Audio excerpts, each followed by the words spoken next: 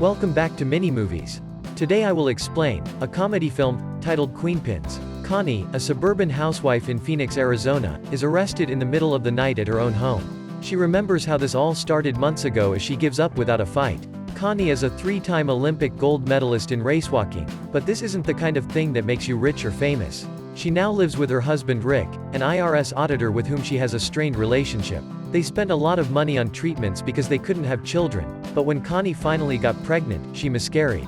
That's when Rick decided to take a traveling position at work, allowing him to spend 3 weeks away every month. When he gets home, he doesn't treat Connie well, constantly reminding her that she's unemployed, that they lost money because she wanted to do multiple treatments when he was ready to give up after the first, and chastises her for spending too much money on her coupon obsession. That bit about an obsession is true. Connie hoards coupons and then buys in bulk, storing everything in the nursery to cover the walls and forget about her loss. Connie has the opportunity to befriend her neighbor Jojo, who has a YouTube channel about saving tips and is also a coupon addict, as a result of Rick's absence. She lives with her mother Josie and is having difficulty finding work because her identity was recently stolen. In her spare time, she flirts with the mailman Earl and sells makeup door to door, neither of which is going well. Connie always gives cashier Greg dozens of coupons for her purchases at the supermarket. It slows down the line for a while, but it also reduces her final ticket price from over $100 to $16. Connie always says that if you watch the pennies, the dollars will look after themselves. When she sees the baby wallpaper among the boxes while putting the groceries on the shelves one afternoon, she becomes upset and decides to eat a bunch of cereal as if it will cure her depression. When the cereal turns out to be stale, Connie vents her rage by sending a complaint email to the cereal company. Connie receives a coupon for free cereal in the mail a few days later, along with an apology letter from the company for the stale product. Greg explains that she isn't special when she goes to the market to exchange it with a smug attitude, and that all companies will send free coupons to people who complain. This inspires Connie to write a slew of letters to various manufacturers, even if the products aren't defective, earning her a slew of freebie coupons. Connie shows them to Jojo, who is taken aback by the strategy and even tries to buy a coupon from Connie because it is still cheaper than the actual price. Her offer convinces Connie that selling items she received for free would net her a 100% profit and would make a great business. After doing some research online, she discovers that the coupons are manufactured in Mexico, not far from where she lives, and that they could go and steal a bunch to resell. Jojo is initially skeptical, but because she is drowning in debt, she agrees to assist. Meanwhile, Ken, a loss prevention officer, is working at a local market in Nevada. When a cashier is having difficulty with a coupon, he checks it out and quickly realizes it's a forgery. The manager asks if they can still honor it because the elderly lady has been a client for decades, but Ken refuses because rules are rules. Ken's manners are appalling, earning him insults from the elderly lady. When he boards a plane to return home, a mother asks him to switch seats with her daughter so she can watch the landing to help her calm down. But Ken refuses like a Twain, saying it's an important lesson for the child to learn. Ken yells at the television in frustration when he finally arrives at his lonely apartment in Utah. Connie and Jojo arrive in Mexico the next day and observe the employees finish their shifts at the coupon factory. They decide to approach Alejandro and Rosa, a couple who are already breaking the rules but do not appear to be in any danger. The couple is followed by the duo in the car, and they believe they are about to be robbed, but after Connie and Jojo clarify that they are there to help, they are invited to Alejandro's house for a chat. Rosa is pregnant, and their salaries are a joke, so Connie and Jojo make an easy offer. If the couple steals coupons for them, they will resell them later in the United States and split the profits. Alejandro is unsure, but Rosa persuades him to do it for the sake of their child. Making a plan is simple. The factory is divided into two sections: printing, where Alejandro works, and redemption, where Rosa works. Neither side usually knows what the other is doing. Every coupon they print has an extra that is supposed to be destroyed, but Alejandro can ship those extras to Connie and Jojo when their trucks distribute coupons across the United States. There will be no issues at the border because they will only see a box with coupons and not any illegal activity. After receiving their first box of coupons, the duo creates a simple website to sell them and promotes it on Connie's channel. Their business quickly becomes a success, earning them a fortune, but supermarkets soon take notice. Ken receives a slew of letters and phone calls from managers lamenting the amount of money they're losing, so he launches a thorough investigation in the hopes of uncovering a credit card number hidden behind one of the many purchases made with these coupons. Ken visits the housewife who used the coupon after 11 days of work and learns about the website that sells them, which is promoted by a black woman on YouTube. When Ken returns to the office and opens the website, he discovers the motto, "If you watch the pennies, the dollars will look after themselves." Returning to the duo, they are dismayed to discover that their PayPal account has been frozen due to receiving too much money too quickly. To unfreeze it, they must demonstrate that they are running a legitimate business.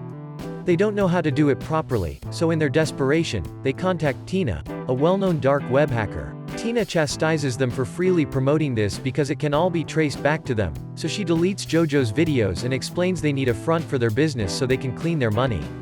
They'll get a bunch of fake IDs, bank accounts, and a stash house to work in, and they'll have to wait 6 months before spending their money so that any connections they've made to their real names can fade away.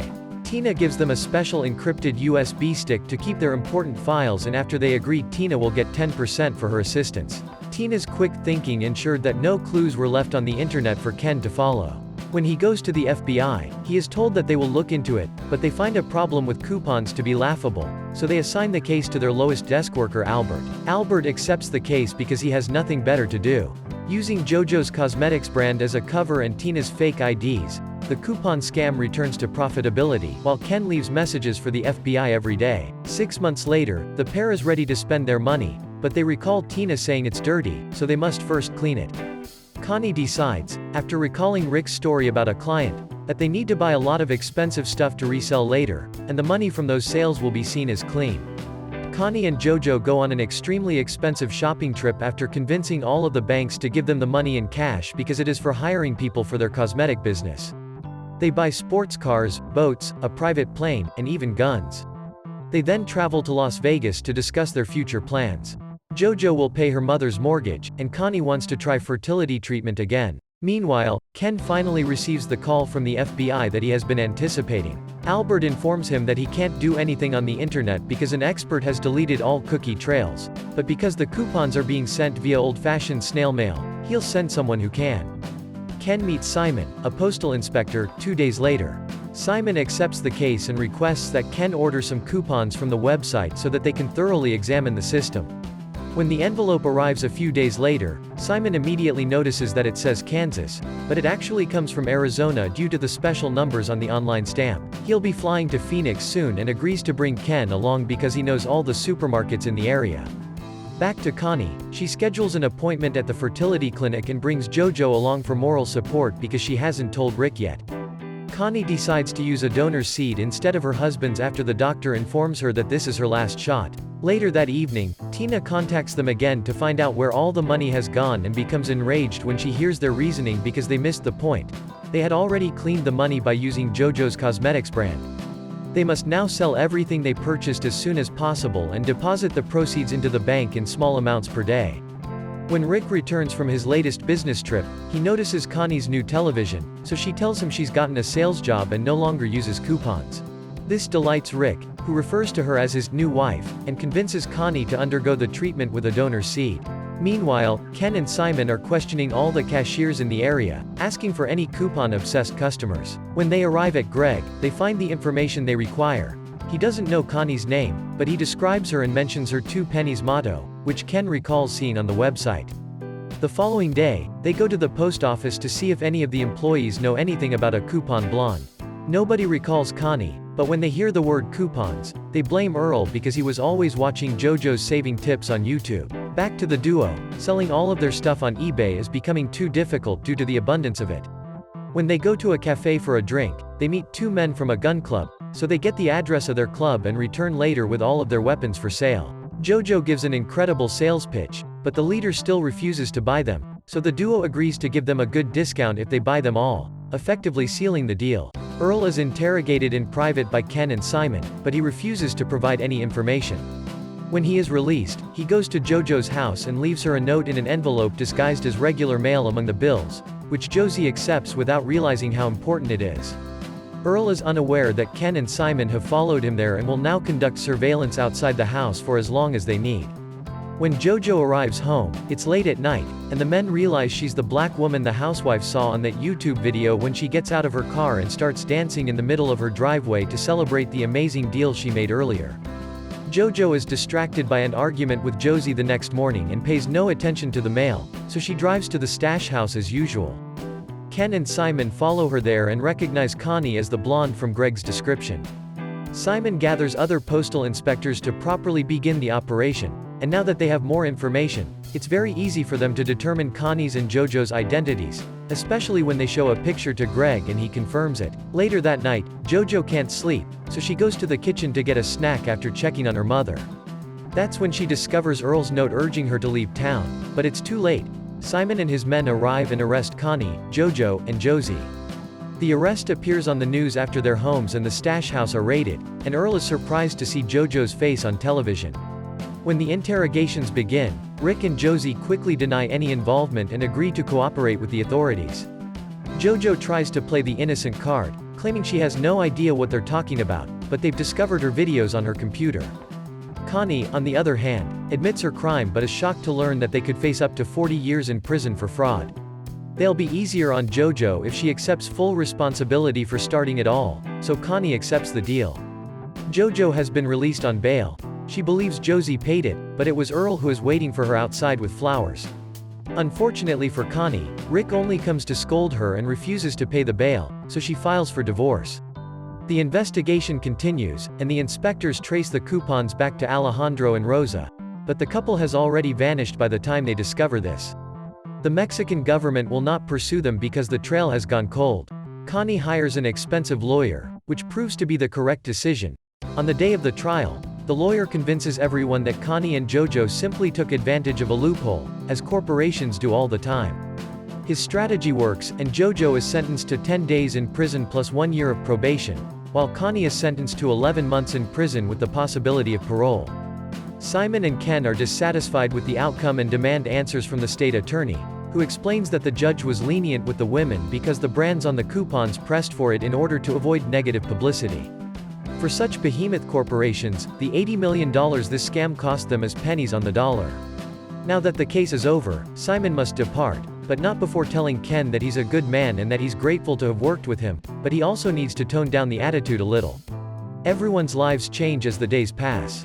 Ken begins to be a little nicer, making exceptions for old clients with fake coupons and eventually gathering the courage to create a dating app profile. Connie obtains the divorce she desired, and the fertility treatment is successful, so she spends her months in prison with a large pregnant belly. The authorities take the majority of the scam's profits, but fortunately, they ignore the boxes in the nursery, thinking they're just food, so Jojo gets to rescue those boxes, knowing Connie has been hiding cash in them all along. After meeting Earl, he and Jojo relocate to Montenegro, a non-extradition country, to launch a new scam under a different cosmetics brand, while waiting for Connie to return when she is finally released so they can work together again. When a 6-year-old boy loses his family in an attack by Germans, he is rescued by the Russian army, and the 6-year-old boy becomes soldier. Wow, it's real story. Click on the video appearing on screen to watch this video as well. We upload new movies daily, make sure to subscribe, so you don't miss any video. If you liked the movie, consider sharing it with your friends. Show that you care about them. Thanks for watching.